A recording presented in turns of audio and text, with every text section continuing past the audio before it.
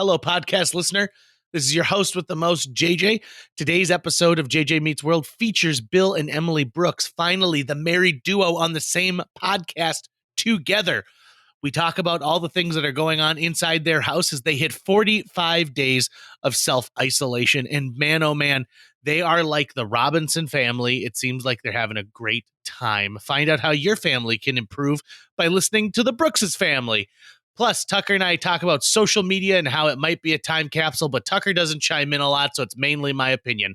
All of that and so much more on today's episode of JJ Meets World. But first, a quick word from our sponsor. This episode of JJ Meets World is brought to you by Natalie Deutsch of Hatch Realty. Natalie has a proven track record to get your home sold faster and for more money. She is consistently focused on her clients' needs and wants throughout the entire process and make sure that they are well taken care of. If you're looking to buy or sell, reach out to Natalie today. On average, Natalie sells a home every 3.74 days. That's at least 2 a week. And last year, Natalie earned her clients on average over $4,000 above list price on their homes. And you don't have to take our word for it. Here's some of the great reviews Natalie has received. I was overwhelmingly impressed with Natalie and all the Hatch team. She was very responsive and responded to all of the emails within an hour. She gave great advice and encouragement from the listing and pictures, the offer, and all the closing details. The marketing team knew exactly how to promote my property, and I was pleased by how soon and easily my property received an offer. I was actually dreading selling my condo, and Natalie did such an awesome job that I felt like I really didn't need to do anything. The thing I most appreciated was that she really listened to what I wanted to do and respected my decisions. I would definitely recommend Natalie and all the Hatch Realty team. They made this process so wonderful. That was from Diane. So listen, if you're in the mood to buy or sell a home, give Natalie a call right now. You can reach her at 701-388-9338. Natalie, Natalie, at hatchrealtyfm.com, or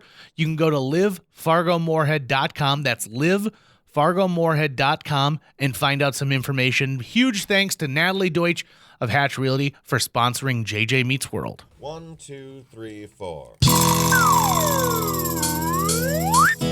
JJ Gordon, sort of like that Indiana Jones, in that he's always sniffing out his next adventure. Yes, he is. He's always interviewing guests so he can have them on his show and they can talk about pop culture, arts, and leisure.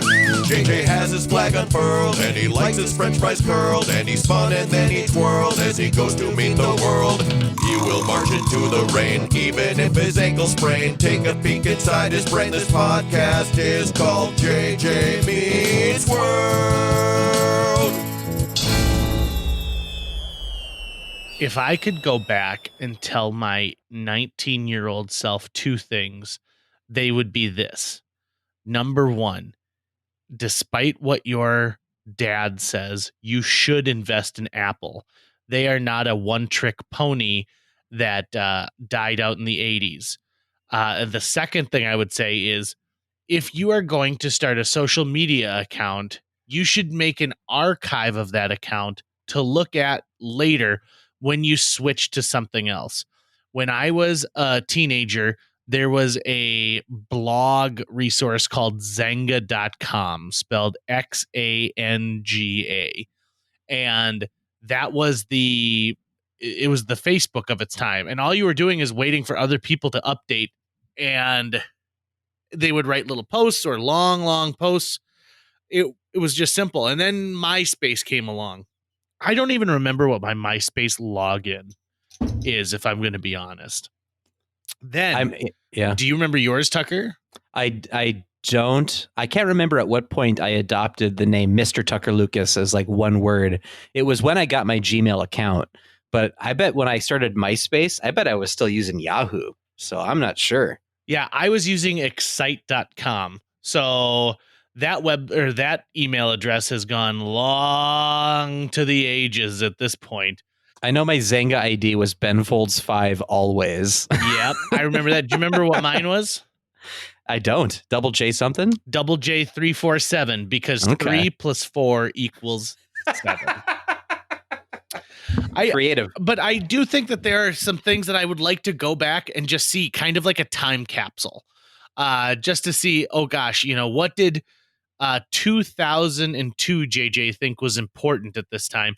because I know I have changed drastically as a person since then. I mean, I've had major life experiences, and you're supposed to not be the same exact person you were then. You're supposed to find the things that make you unique and individual, and you build those and you grow them, and you grow out of some of the aspects of being a child. Mhm. And I think it is unique though, because people nowadays, meaning the youth of today, have the ability to go back and, if Facebook was a cool thing to be on, which apparently it isn't anymore, but you can go back and see what you posted 11 years ago and who you are today versus who you were then. So I find that to be just such an interesting thing that technology, it's a gift that technology has given us. It's like a permanent time capsule. Yeah, because no one's ever going to find my journal until probably after I'm gone. And this way it's a journal that's easily accessible to other people. Our guests on this episode of JJ Meets World give us the great gift of making almost like a journal entry into this time that we're living in right now. Our guests are Emily Brooks. You might remember her from the JJ Meets World episode Mother of the Year. And her husband, Bill Brooks, who previously was in Wizard Mode and Tesla Time. 2 previous episodes of JJ Meets World. And they're just some of my all-time favorite people. Just recently, my wife and I bumped into them while we were at a gala event benefiting the Ronald McDonald House Charities. And I ran into them at the end of the night, and it was so much fun to just chat with them for 10 minutes and have just a wonderful time. This is the first time we've had a husband and wife on at the same time. So 4 people in this podcast, and we touch on a lot of subjects. Everything from how do you talk to your children about the birds and the bees to Planters re-releasing their classic Cheez balls.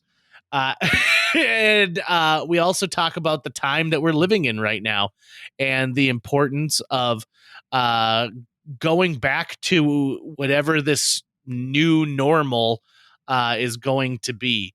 So I think that you guys are really going to enjoy this episode. And this is the kind of conversation where if you would like to chime in and you've got something you would like to tell us, by all means, reach out to us. You can go to jjmeetsworld.com and you can find contact info there. You can also find us on Facebook. You can find us on Instagram. Send us a direct message, aka a DM.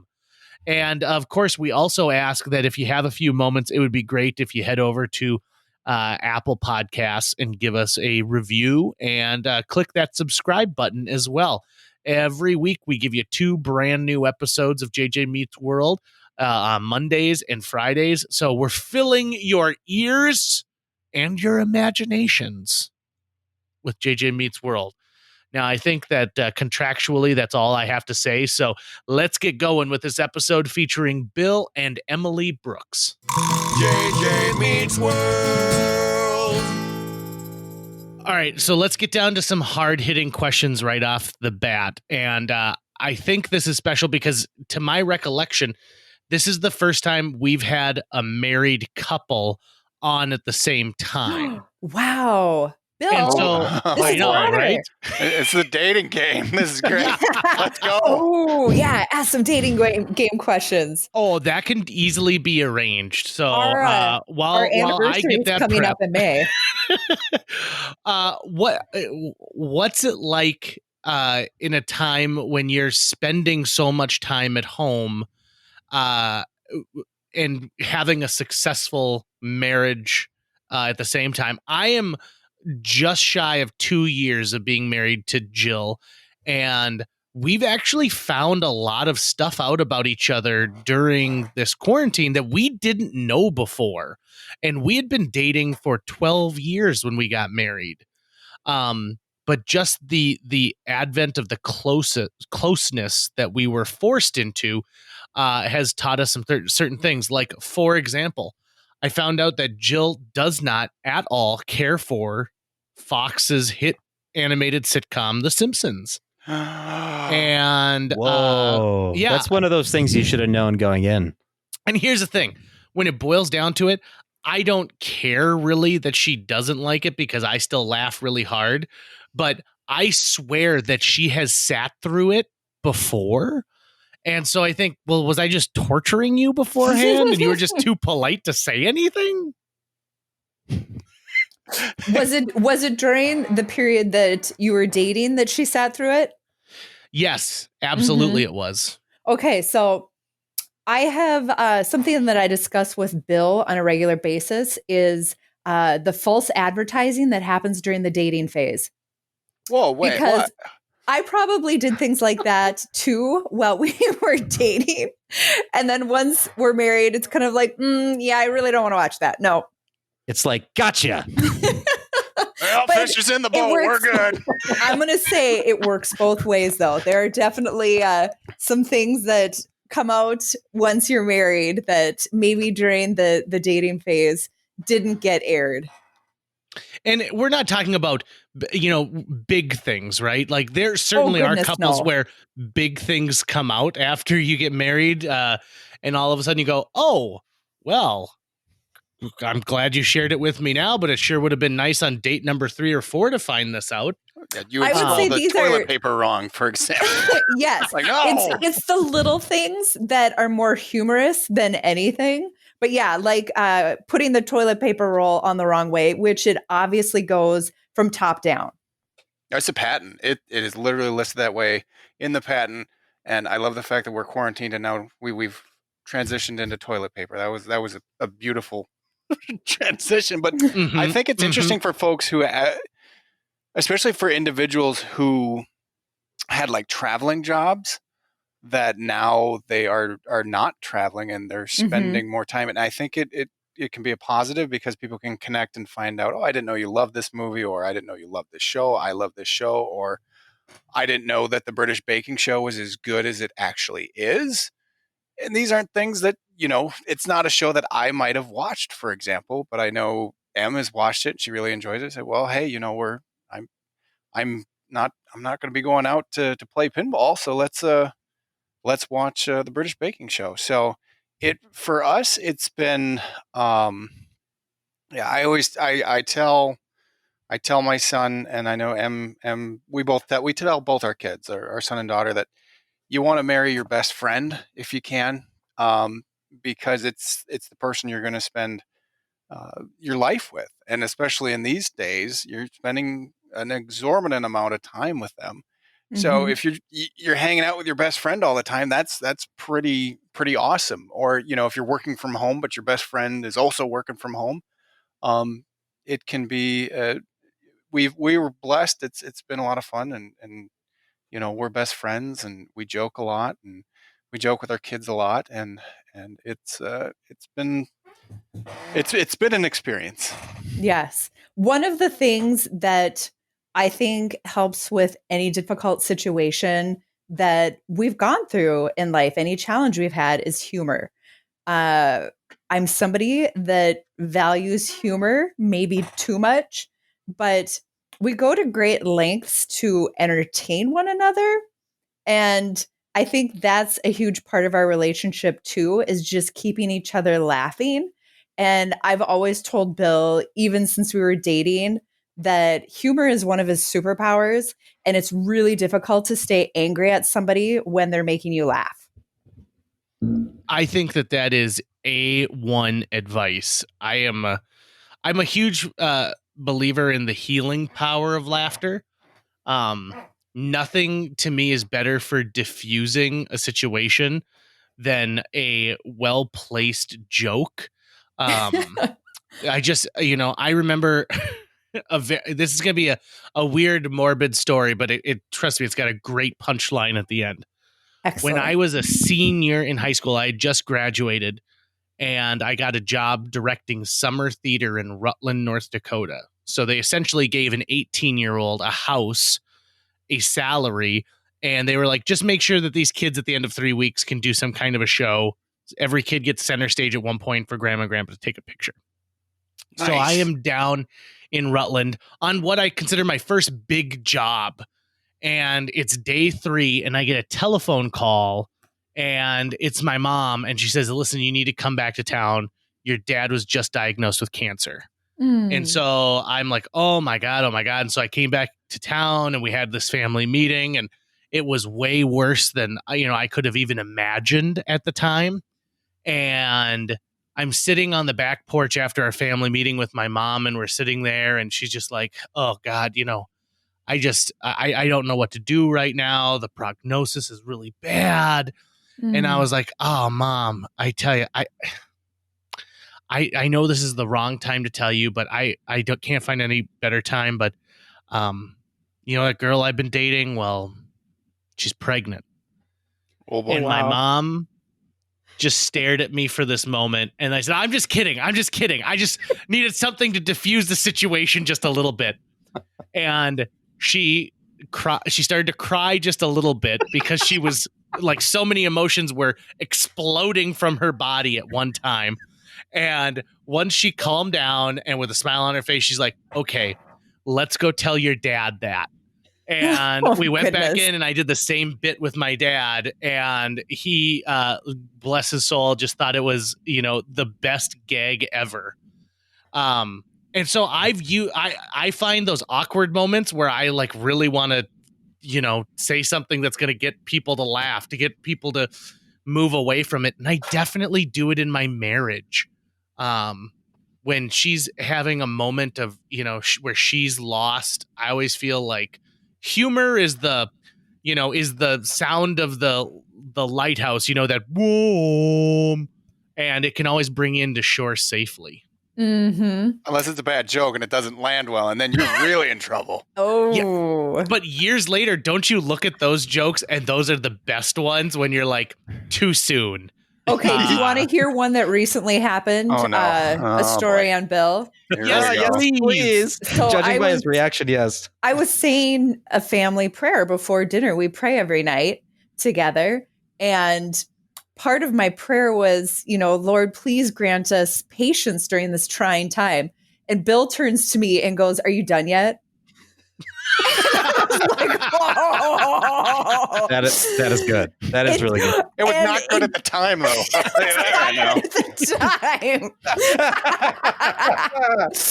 I thought it was good, but I immediately had to go into backtrack mode where it's like, you know what? I know what I did. It didn't work out well. We're going to go back. We're going to look at what we did. We're going to rework it. We'll try again. I'm sorry. Let's continue on. Yeah. And that's one thing that Bill's very good at is saying, hey, I was wrong. I'm sorry. I know what I did. And it's something that's kind of made me laugh over time too, is he'll say, I know what I did. And later he'll admit to me, I have no idea what I did. I still don't know. Still apologize. Nope. Yep.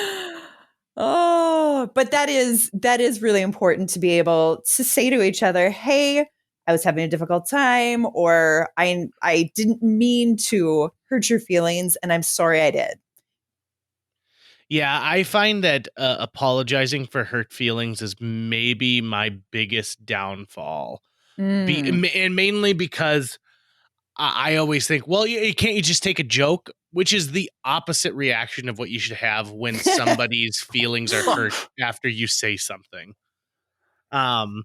Just so you guys know, I'm taking notes on all of this. Yeah. Nice.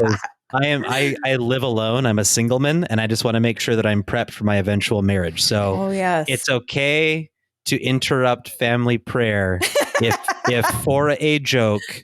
Also, I got my girlfriend pregnant. Got it. Okay, I'm ready to go. Thanks, guys. I would like to point out that 3 out of the 4 of us on the call here laughed at that joke. So it may not play at the moment, but it may land significantly in the future. And that is commitment to a joke. Yeah, not everything that Jerry Seinfeld says is funny the first time somebody hears it. So it's just you got to take it and you got to hone it and you got to bring it back. So I'm curious to know too, as parents, how has distance learning been for your kids? Because that's a whole other ball of wax.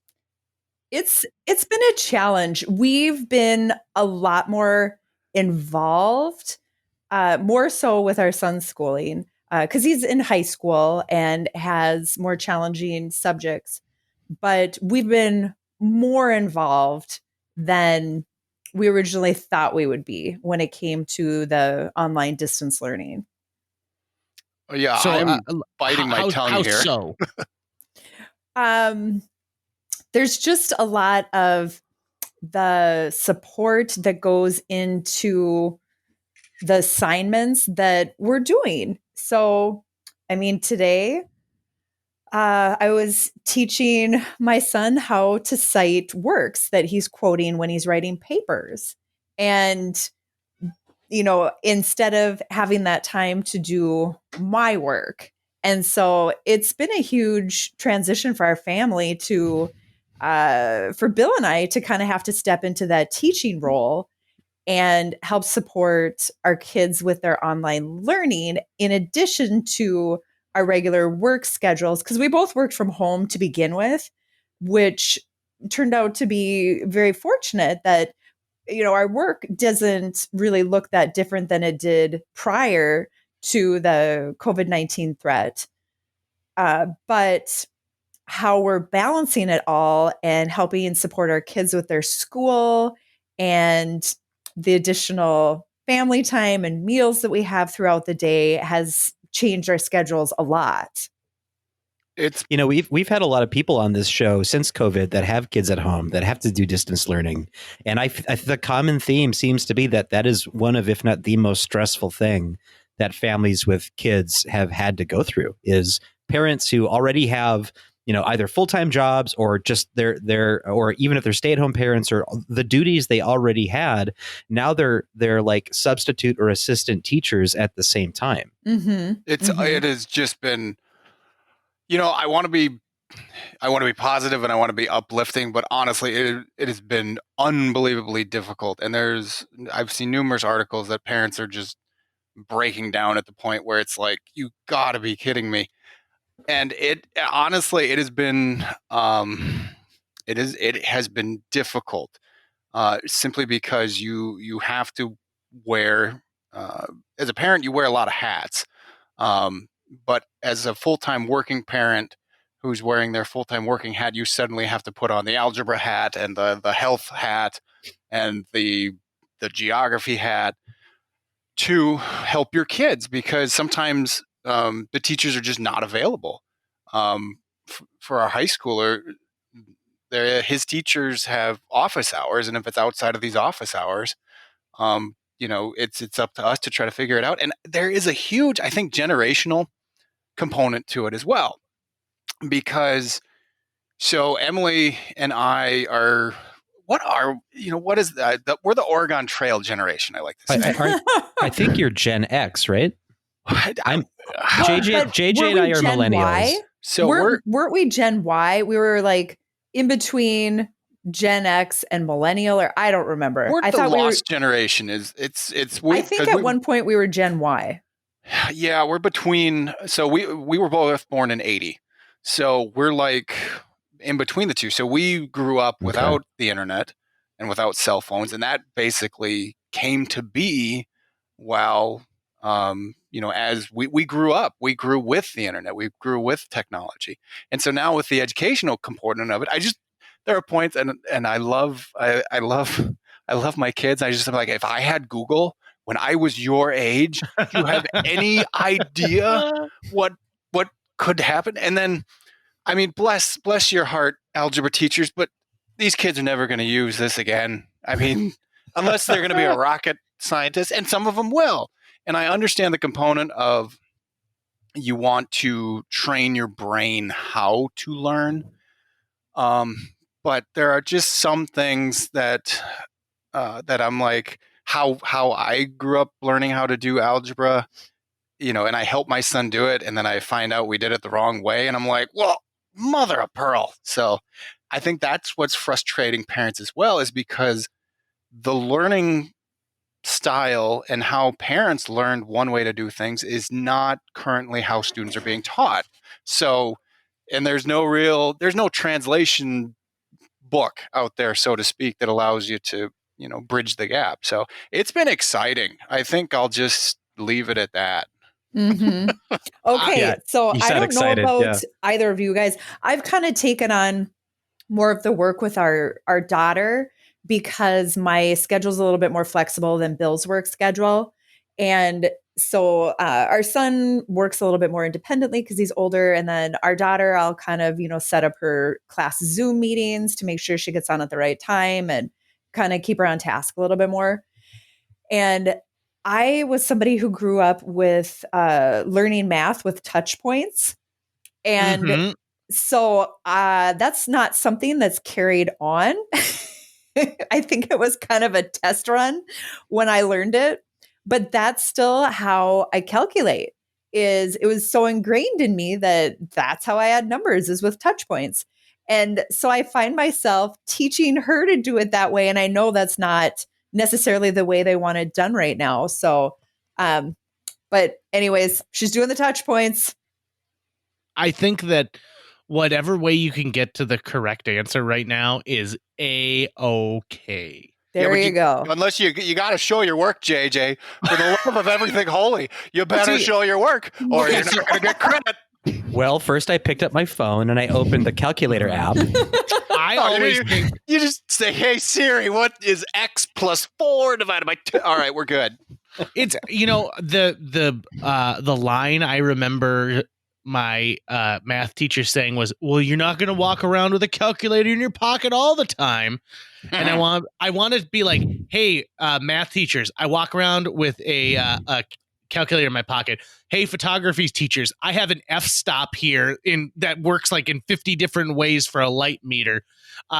Hey, librarian, I'm never going to need to use the card catalog because I got the internet anywhere I go." And cell phone technology must make teaching unbearably difficult sometimes, where you just have to grit your teeth and be like, okay, let's imagine a world where your cell phone battery is dead. And then someone's like, I got a charge pack. Always carry a charge pack with me, man. It's weird that everyone now everyone's got a device that basically connects to the whole of human knowledge and history at the touch of a button. And we're still, I would hope that at one point learning could transition from what it's been in the past, which has been mostly memorization, and so you pass tests, so you get scores, and there's like a gamified metric. But if we could somehow transition to teaching how to learn, which means everything from listening to lectures to doing worksheets to studying and researching your own self to doing problem solving, but also just finding out what do you like to do, and what are some basic skills that you really need when you're going into adult life. Like they didn't have a class in my high school that taught you how to do your taxes. They didn't have a class that taught you some basic fundamentals that would have been probably better to learn, like changing the tire on your car, or like negotiating a car purchase or something like that. But instead, it's a lot more of gamified memorization, recitation, and then go ahead and forget that because we just needed you to meet a certain metric. And for some kids, it works because they learn that well, but so many people just don't learn that way. I was not a stupid student, but by the time I got through long division in fourth grade, I was like, oh, I hate math. Oh my God. I hate math with a fiery passion. And long division has never served me ever since fourth grade, ever, not once. And I would have been great if I could have been taught what it is like to have a passion for learning before I was just being forced to memorize a bunch of things that seemed so out of context with day-to-day life. Mm-hmm. One thing that I would like to make sure to discuss during this discussion on education is the appreciation for teachers, because I think especially during this time of doing at-home learning, you as parents realize how much teachers are doing and teaching our kids on a regular basis. And it's not easy. And the subjects that they're teaching, they really need to know inside and out so that they're able to answer all those questions.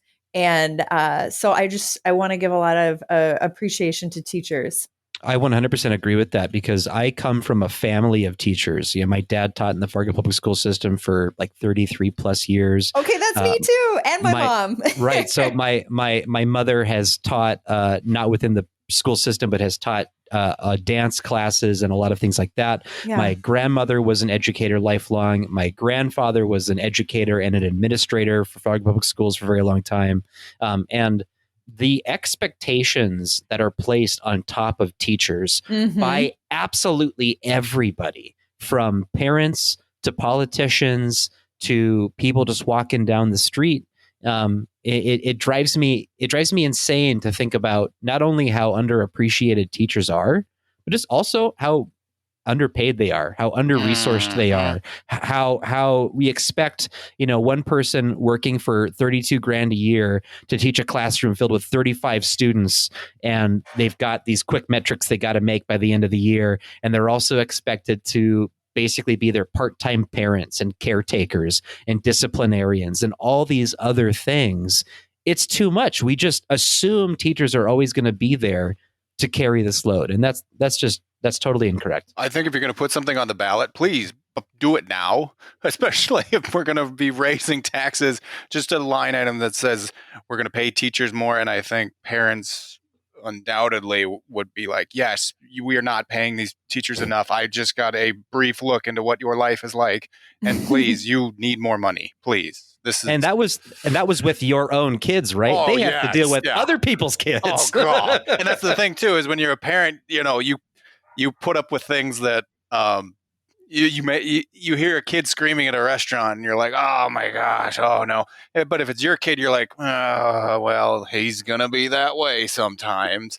Isn't it cute how he's screaming in this restaurant right now? Yes. It's weird, but it's very true that teachers, it's not oh my gosh, just pay them more, please, because this is if this is what having parents have a better understanding of what subject matter they're working with, and teaching the kids, it's a great time. I mean, our freshman is in health right now, so the reproductive system is a miracle of the human body.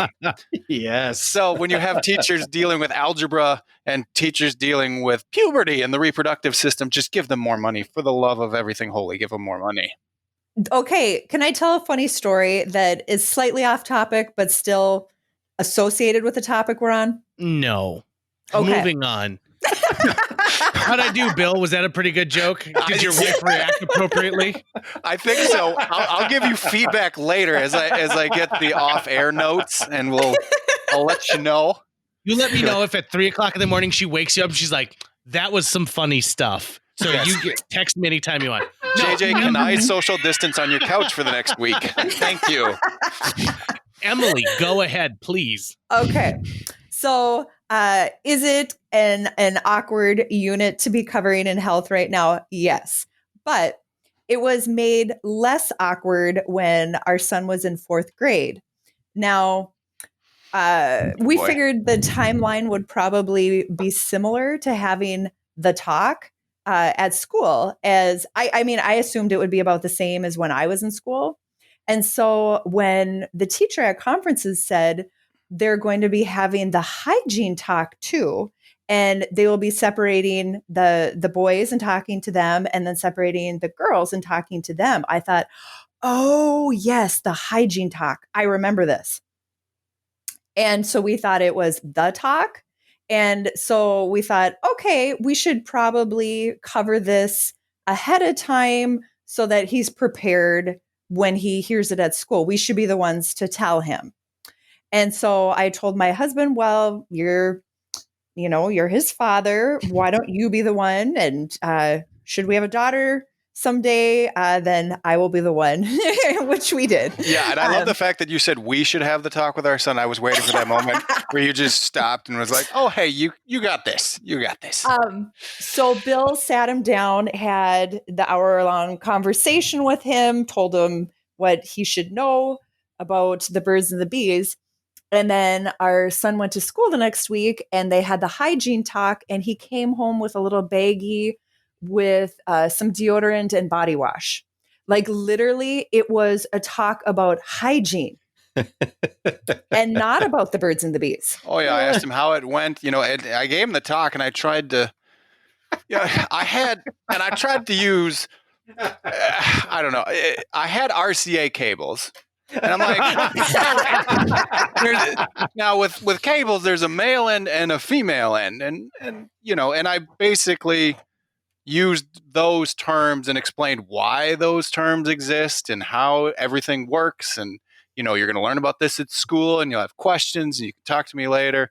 And I'm here for you, buddy.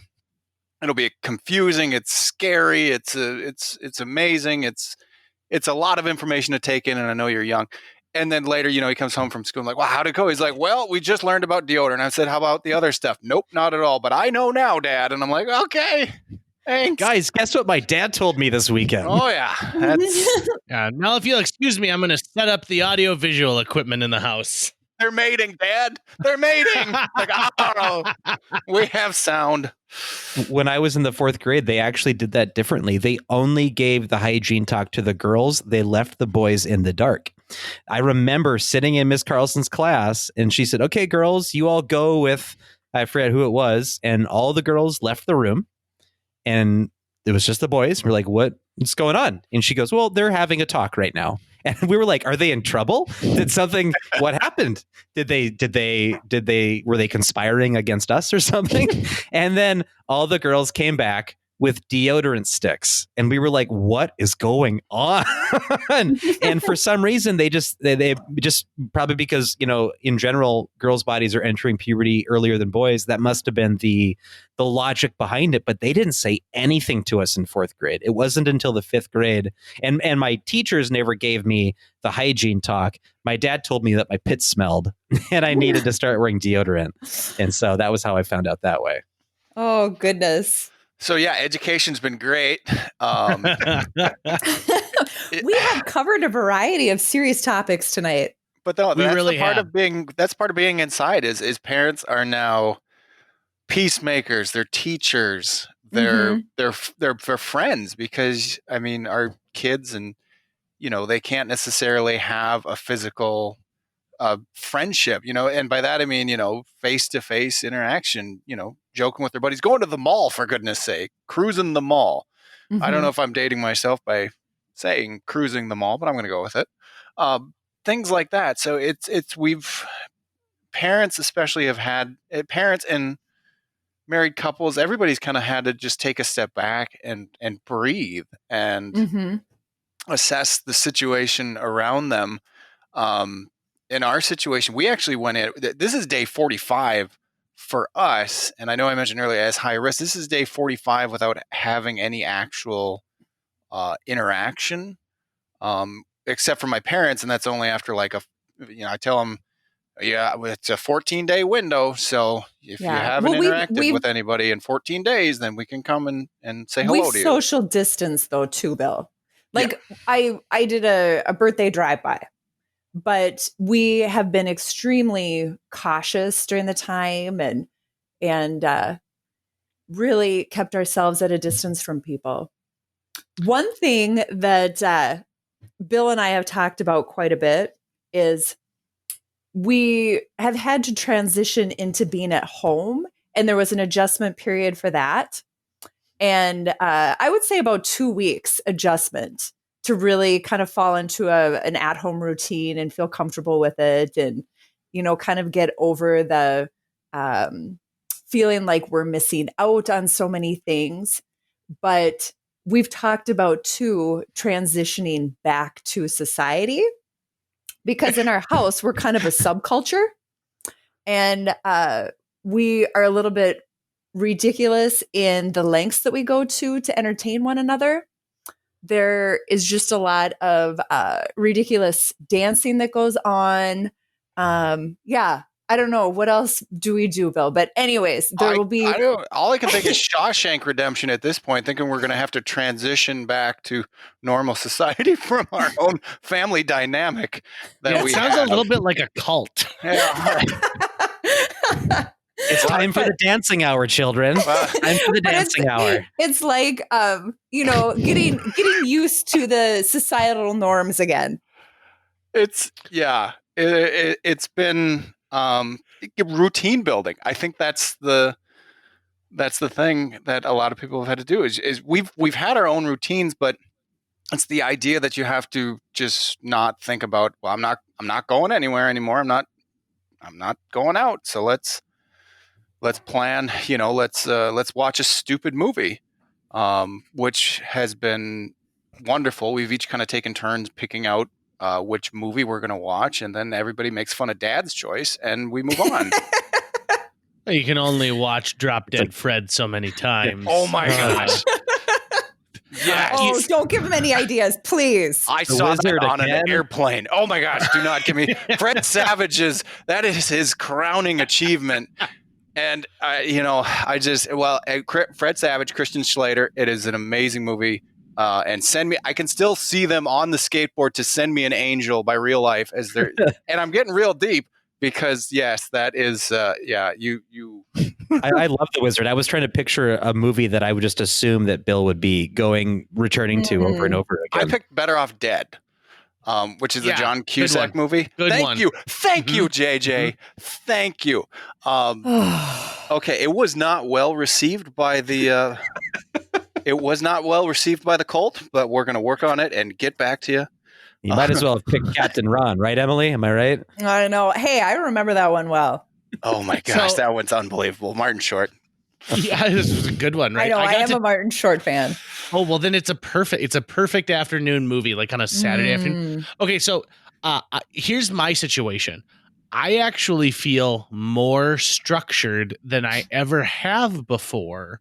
Oh. And I've got more of a routine than I've ever had before because I can't say no to anything, which is one of my big flaws in life, is that someone says like, hey, we're going to do this night. That sounds awesome.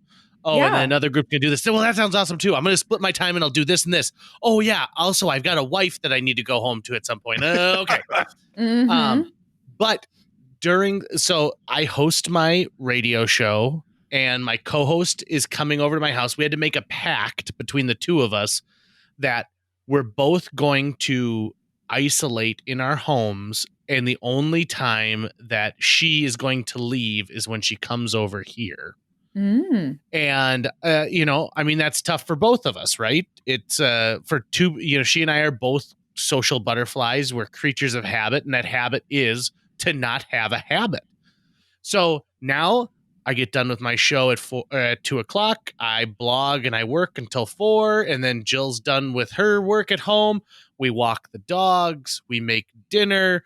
We watch whatever we're trying to kind of binge and get through, which, by the way, the Waco on Netflix was what we just finished. And it's pretty interesting considering that how it ends. They still find a lot of drama in that. But I've got this routine now, and it doesn't involve things like figuring out where I'm going to go for lunch today. Home. That's where I'm going to have lunch today. And so I can't wait to get out and freedom isn't the right word, but I can't wait to get back into chaos, if that makes sense. Yeah. Well, and I know what you're saying about the freedom, and the way I've kind of thought about it is freedom of movement. Sure. Because it is such a limitation of the regular movement that we have in life, like just popping into the grocery store for 10 minutes and picking up a couple things. And, then I'm going to stop by this friend's and drop off whatever. And but just having that freedom to move all over to these different places. It's a process that you have to take with everything now. And I compare it to, and some people I think are better to adapting to some of that than others. I always jokingly fell into the group that would binge watch The Wizard while playing Super Mario 3 for 12 hours at a time. So there are some individuals who are better at staying home than others, but I did a video jokingly that looked like it was from the movie The Martian, where that's kind of what we like, freedom of movement. We don't necessarily have it unless you take these precautionary steps. It's almost like you're going to go on a spacewalk. Or if you order products into your home, that you have to disinfect them before they come into your home or leave them in the airlock or whatever. And yeah, that's kind of helped me as I'm like, all right, I'm flying to Mars. Me and my, yeah, it's me and my family. We're off on this adventure together, and we have to do all these different steps if we want to leave the spacecraft. And it sounds nerdy, but I don't know. It's been one way to kind of add a little element of fun, I think, to the situation. Lost in space kind of family, I guess you could say. Sure, yeah. You're the Robinsons. Oh boy, yeah. What's your robot then? Alexa. We have an Alexa and we have an Echo though, because we ended up having two Alexas in too close of a space, and I'm always trying to play dinner music. So I'd talk to one and the other one would turn on, and they were always at odds with one another. So we had to rename one. I'd be afraid that they would start talking to each other and just plot the overthrow of the family. know, like, you right? don't want them congregating and coming up with ideas. It's lost in space. I tell you, it's going to happen. I can't do that, Bill. Oh, I can't no. do that right now, Bill. Come on, hell. Come on. Danger, Emily Brooks. Daisy. I always joke that Bill's car, being that it's so automated, doesn't like me, but it likes Bill. And so one thing that it's done lately to irk me off is, for my setting, instead of pushing the seat back to allow me to get in, it pushes itself forward. So in order for me to get into the car, I have to shove myself up against the wheel.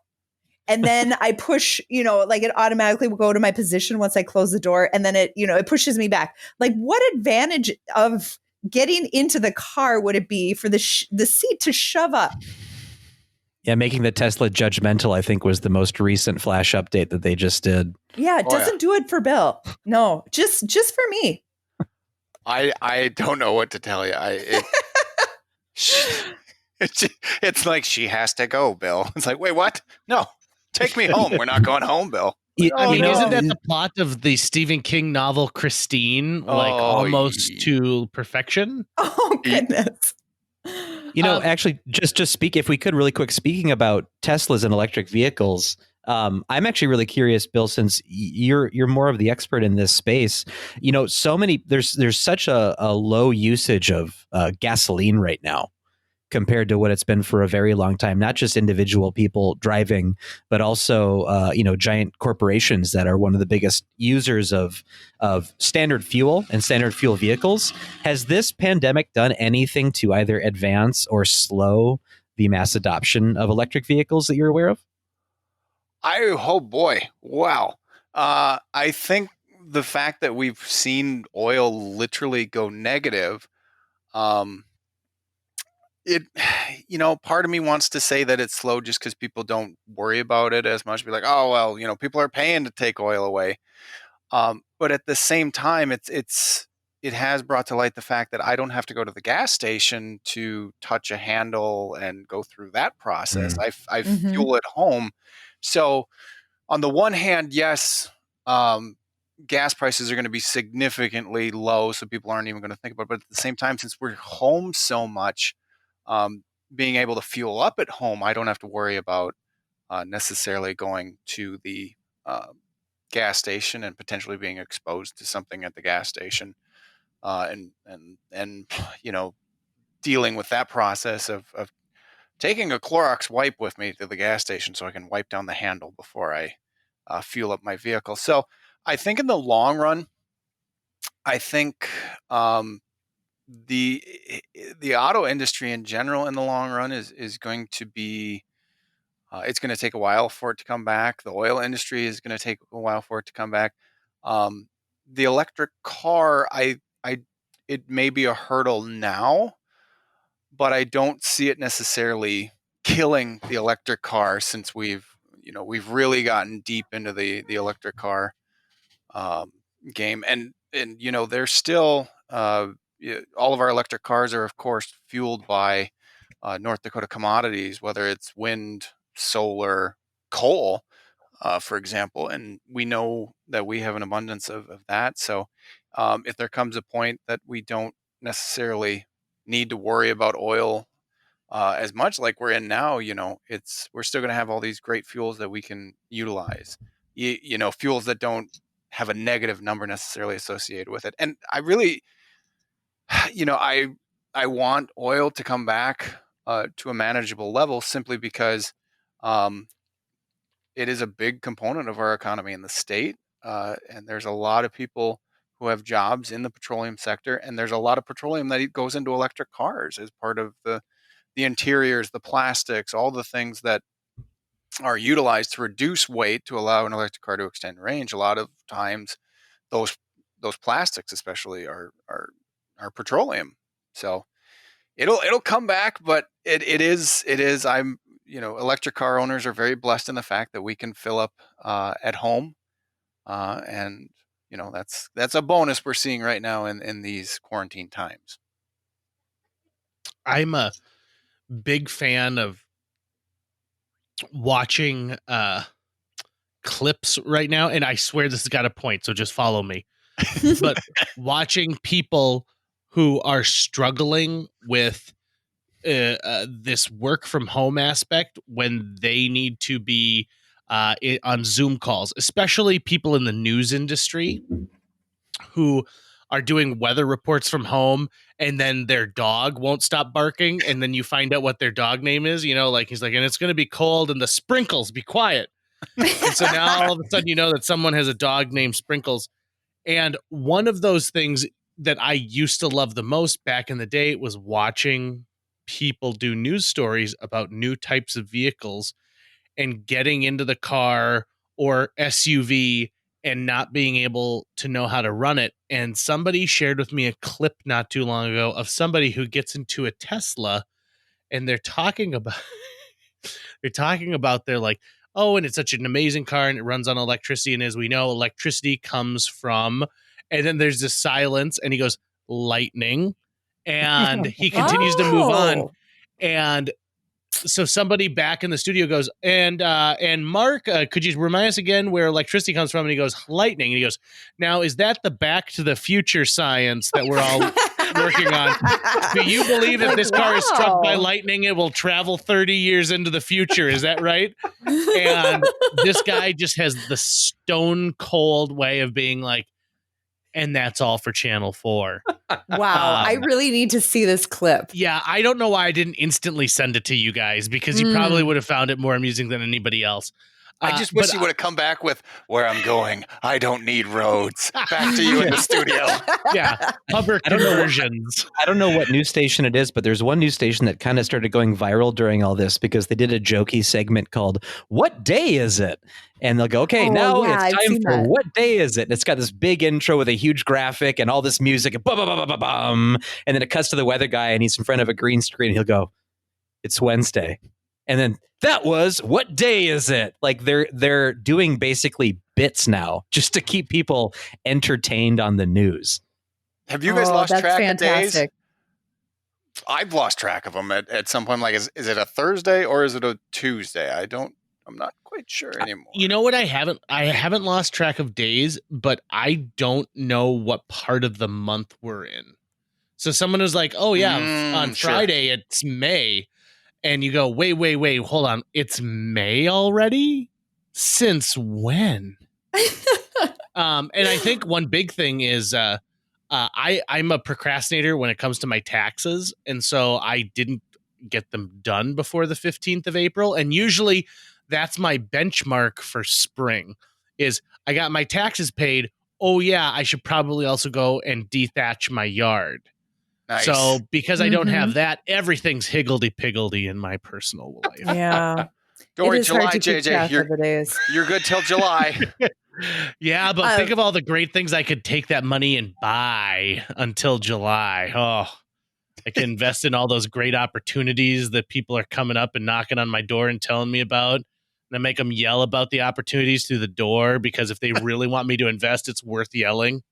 Or you can buy something on Amazon and wait 6 weeks for it and go, what is this? 6 weeks? Why do you? What? This is 1992. What kind of mentality do you think they're doing at Amazon? Because there are some things that are still eligible for Prime that I think to myself, wait a minute, why is this still eligible, but it's going to take 4 weeks for me to get like a shower. It'll take me 4 weeks to get a shower head, but don't worry, 2 days guaranteed on an HDMI cable.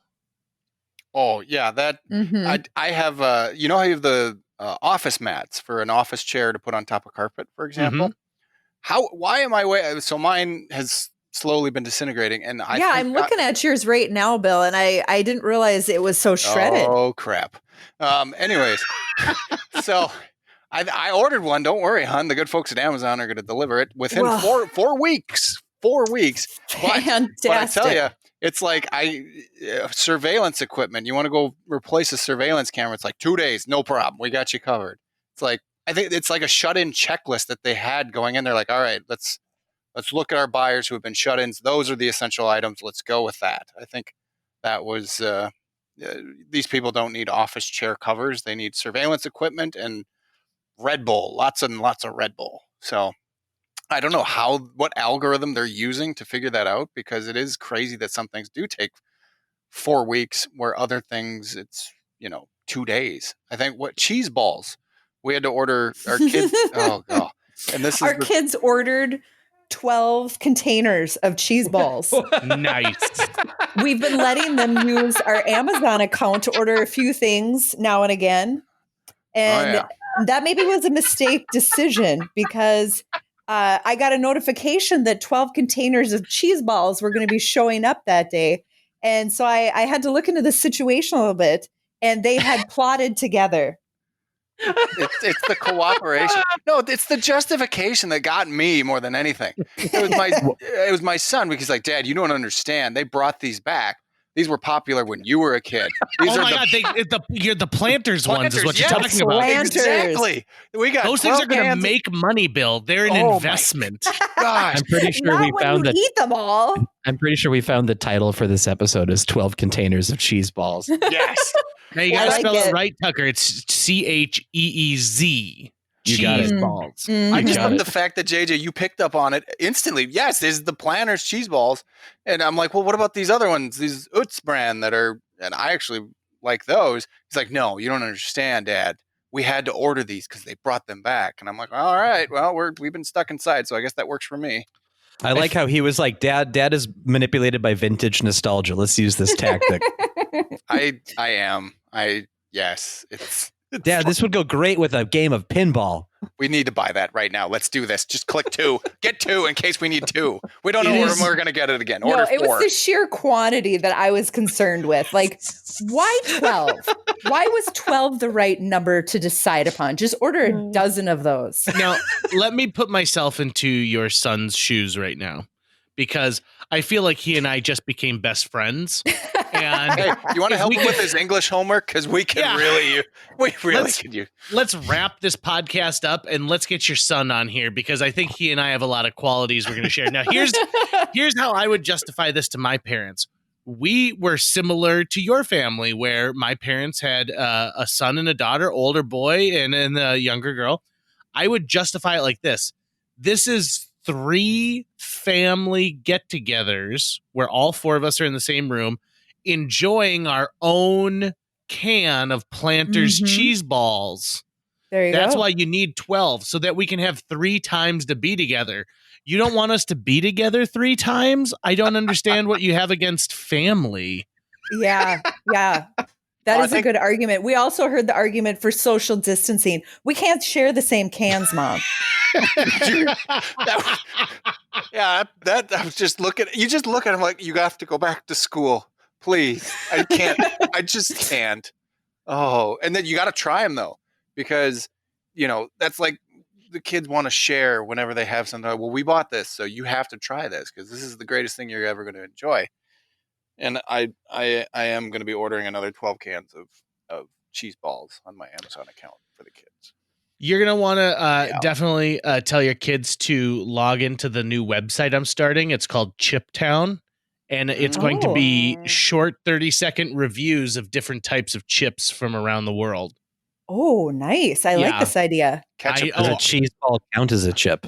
It's going to. So I'm going to be very loosey with what I consider a chip. Mhm. But in all honesty, like salted snack town just doesn't roll off the tongue as easily. Mhm. And so I'm going to be, my first thing I'm reviewing, Pringles came out with a roasted turkey flavor. Oh.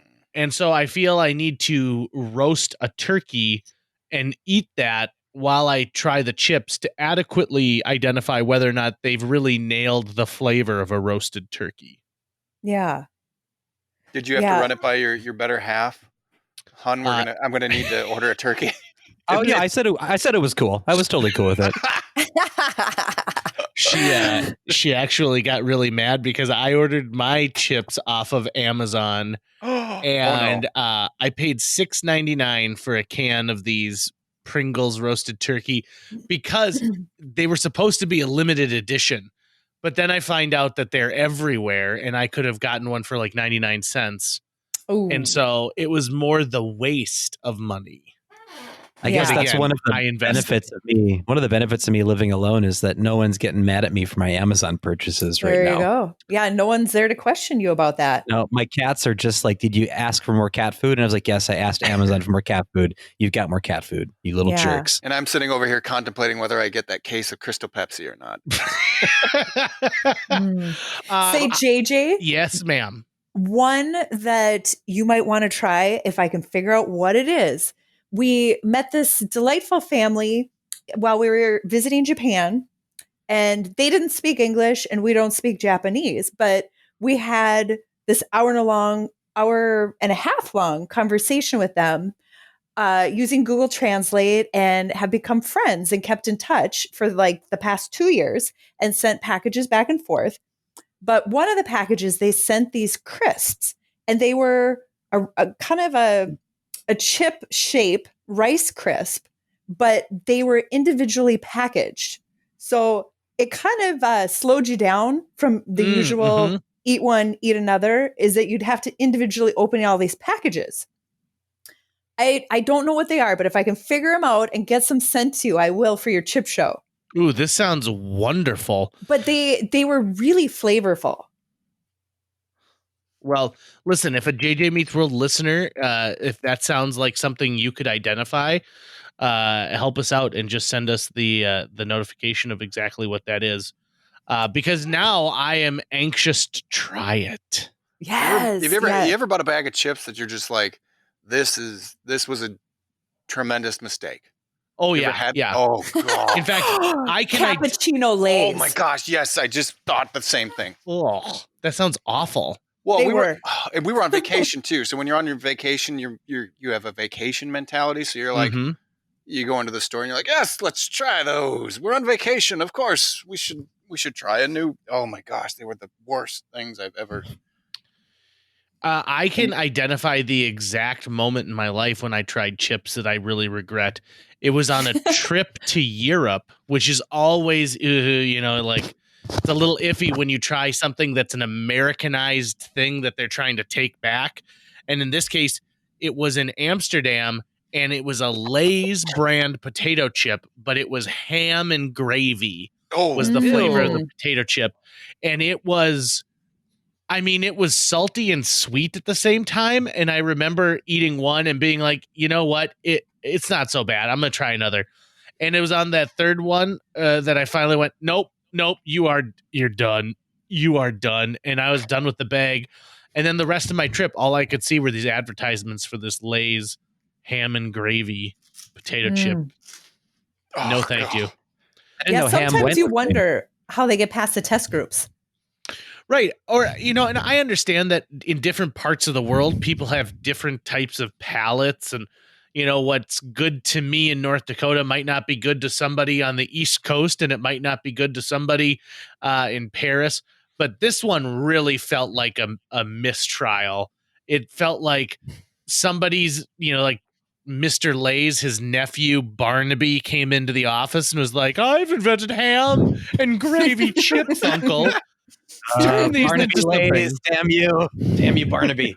Or we've got an excess of ham flavoring. What do we do with it, people? Let's Put it with the gravy chips. Brilliant. Run it. Okay. Well, JJ, if this show somehow morphs into you starting your own chip company, I have some flavor suggestions. And Oh, good. first, we could start with poutine flavored chips. I think that's a wonderful idea. And in fact, might I go a step further where if I were to make a poutine chip, there's a big box store. Its name rhymes with Bostco that I go to. And they've got these dehydrated like cheddar and Parmesan little nuggets. And so it's cheese, but it's kind of like been dehydrated and puffed a little bit. It's not a cheese puff. And it's super low in carbs because it's not made with cornmeal. It's the actual cheese. Anyway, I would make the bag of those poutine chips like the chips with the gravy flavor on them, but then these little tiny dehydrated cheese chunks in there. Ooh. So you get like the cheese as part of it. I feel like that's a real win. I love the idea though that you already have not a suggestion, but suggestions for where we can go with some chip flavors. Oh, yes. Because I feel like I could really come up with a couple too. You know, like we're not really getting into a lot of breakfast flavors with chips, and I don't see why we aren't. You know, with the exception of bacon, which I believe bacon is an overdone meat at this point. We've kind of pushed it as far as we need to go. No. You really? Oh God, bacon is it is a gift. It is a gift to humanity, and in times like these we need to embrace. And it's not that I dislike bacon. It's just like I think we've gone as far as we can go. The bacon scientists seem to just kind of be like, well, we just bacon on bacon. Is bacon double bacon? So is it going to be like country scrambles, golden grams, Pop Tarts? Like what kind of breakfast are we talking here? These are all brilliant ideas. All right, I feel like egg bake flavor. I love egg bake. Yes. See, listen. I will get Chiptown up and running and it'll become a brand and then we can all be part of the test kitchen because that's one of my dreams is to visit a test kitchen for any product. Oh, you just need an elementary school like I had growing up. And I'm not kidding. We used to have them test new products. What? Yes. Isn't that illegal? Well, it depends. So I went to a parochial elementary school. And a few times during the year, a certain company in Minneapolis, or I should say in the metro area, that rhymes with, we'll just say Lieutenant Bills. You like that? I do.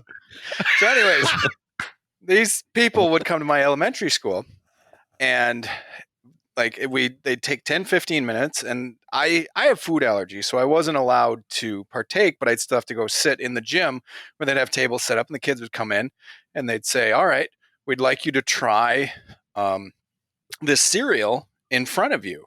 All right. And now raise your hands. How many of you liked it? And how many of you disliked it? All right. Now try this cereal. How many of you liked it? And how many of you disliked it? So yeah, if you're looking for, I guess, maybe that's an additional revenue stream for maybe the parochial schools around here. They could invite in. And our family brand of products would come in and test all kinds of products. But no, seriously, they did that at my elementary school because I clearly remember it because I was clearly bummed that I couldn't partake in it. So Chiptown has got an audience and apparently a test group. Right here. They're willing to do it. And here's the thing. So what amazes me is your children are excited about a product that has been discontinued since, I think, before they were born. So if they can be that excited about Planters cheese balls coming back, I can only imagine what they would dream up as far as chips for the Chiptown enterprises. How does one get excited about something coming back that you never knew existed in the first place? Our kids are very into vintage and antique things. One of our favorite things to do is go shopping at antique stores together and thrift stores. Okay. So they both have a huge appreciation for vintage and nostalgic things. And I think part of that too is with our pinball club. is learning about these past machines and when they were popular, why they were popular. So, and maybe that's part of, just being our kids, is that something that we've kind of focused on too, because we are very nostalgic. That's awesome. What a great trait to pass on to your kids and to be able to enjoy together. I think that's awesome. Brooks you're just some of the coolest people that I know. Aw. And you've been amazing to spend so much time with us too. Thank you for going through the trials and tribulations of technology with us tonight. Tucker's going to edit this up, so people are going to be like, what are they talking about? I didn't hear anything at all.